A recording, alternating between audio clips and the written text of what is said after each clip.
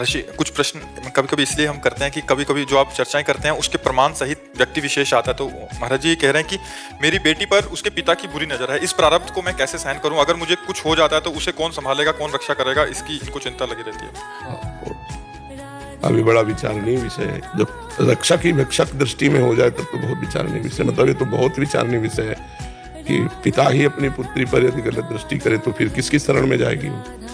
वही रक्षक है और वही भक्षक। ये कलयुग में ज्यादा ऐसा होगा, बहुत मलिनता। इसी से बचने के लिए तो भगवान नाम जप है, भगवान का नाम जप करो और आप चिंता मत करो। जब भगवान के सहारे दे दोगे तो भगवान रक्षा कर लेंगे, भगवान के सहारे दे दोगे तो भगवान रक्षा कर लेंगे।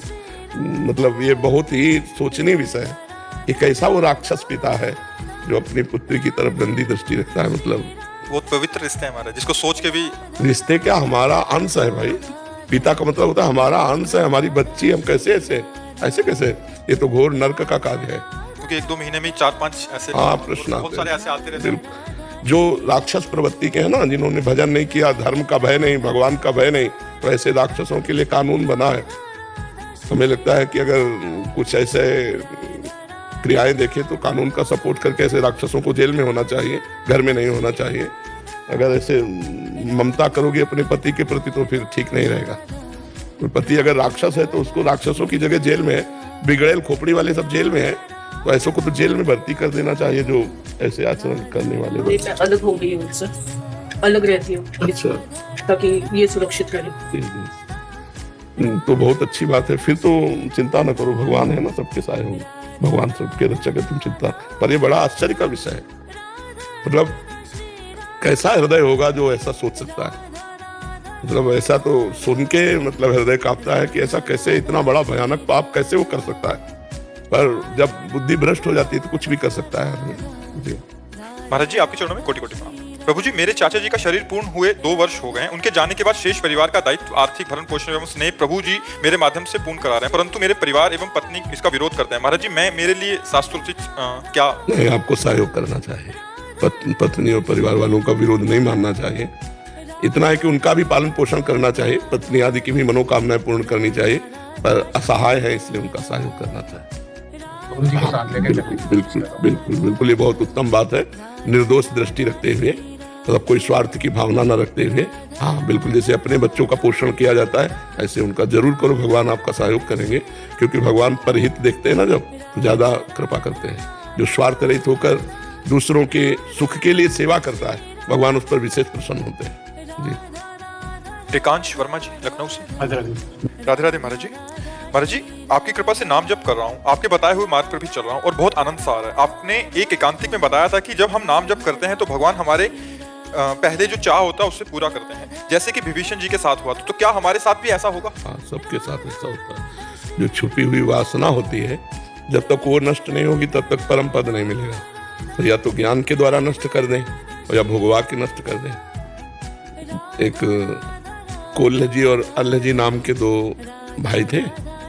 जो बड़े थे वो बड़े धर्मात्मा थे और जो छोटे थे वो राजा के राजकुमार का, बहुत ध्यान से सुनोगे तो इसका उत्तर मिल जाएगा। राजा के राजकुमार से उनकी दोस्ती थी।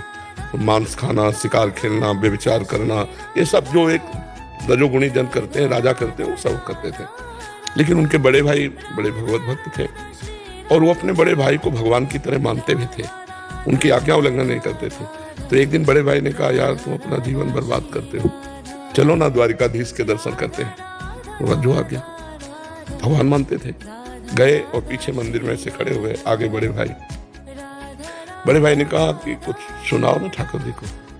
तो उनको सांसारिक गाने आते थे, तो 1-2 छंद ठाकुर जी के आते थे।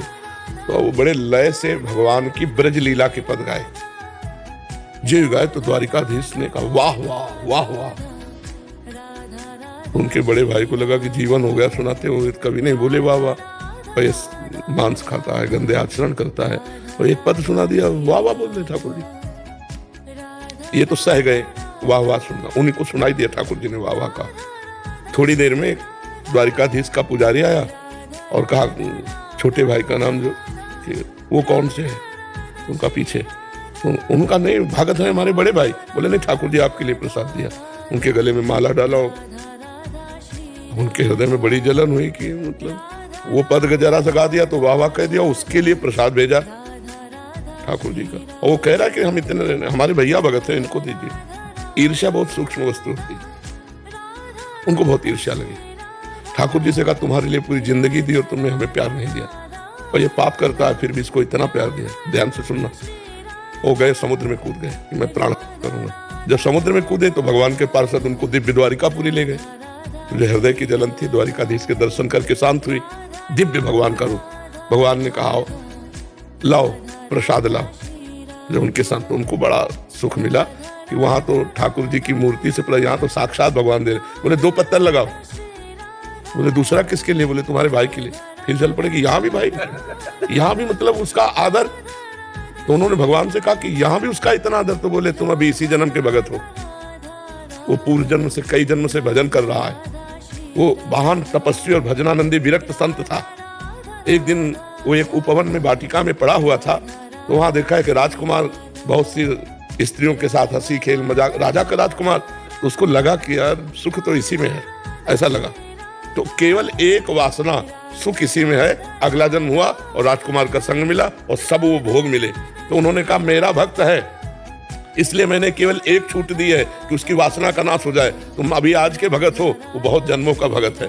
तब उनका संशय दूर हुआ और अपने भाई के प्रति भाव है। तो समझ रहे ना, कितना भी भजन हो उसे रोक कर पहले वासना की पूर्ति भगवान का स्वभाव है। उर कछु प्रथम वासना रही।